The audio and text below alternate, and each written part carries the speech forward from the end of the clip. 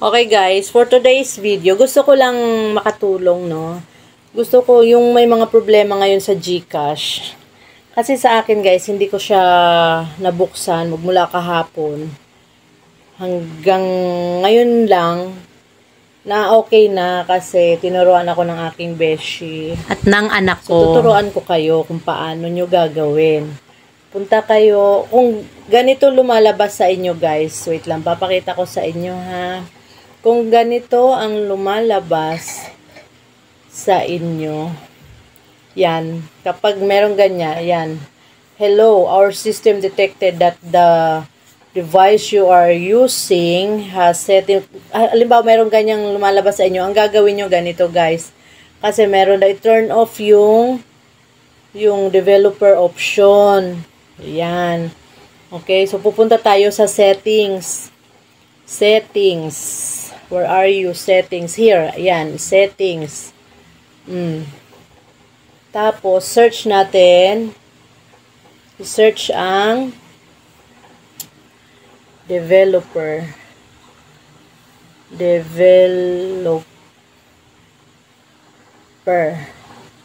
Actually, sa akin, hindi na ma-search.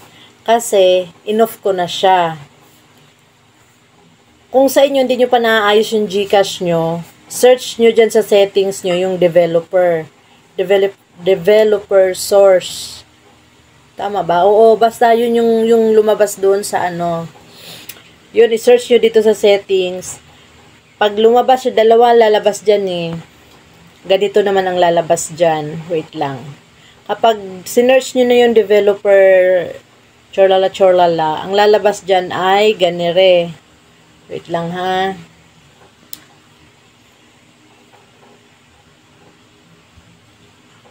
Yan, ganyan. Yan yung screenshot ko kanina nung hindi ko pa na-off.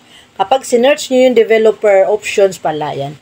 Developer options, yan ang lalabas. Ngayon, pindutin nyo yan. Pag pinindot nyo yan, developer options, i-off nyo na. Yung pinaka nasa taas. I-off nyo yon kasi yun yung may problema. Kaya hindi nyo nabubuksan yung GCash nyo. Okay?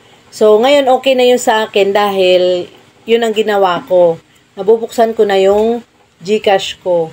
Siyempre, hindi ko na ipapakita kung nabubuksan ba talaga yung GCash ko dahil may mga diba? May mga hindi pwedeng ipakita sa madlang people, mga pin, chorlala, yan, ganyan. Okay.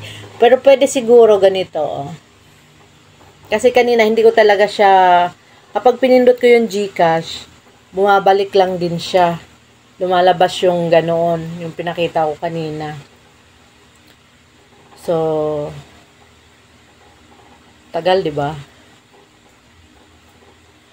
Ayan. Kanina hindi siya ganyan. May lumalabas diyan na na mensahe, yung katulad ng pinakita ko kanina. O ayan na. So nabubuksan ko na siya, guys. Ayan. Okay na. Ganun lang ang ginawa ko. In-off ko yung developer options. So yun lang, guys. Maraming salamat. Sana makatulong sa inyo. Thank you and goodbye.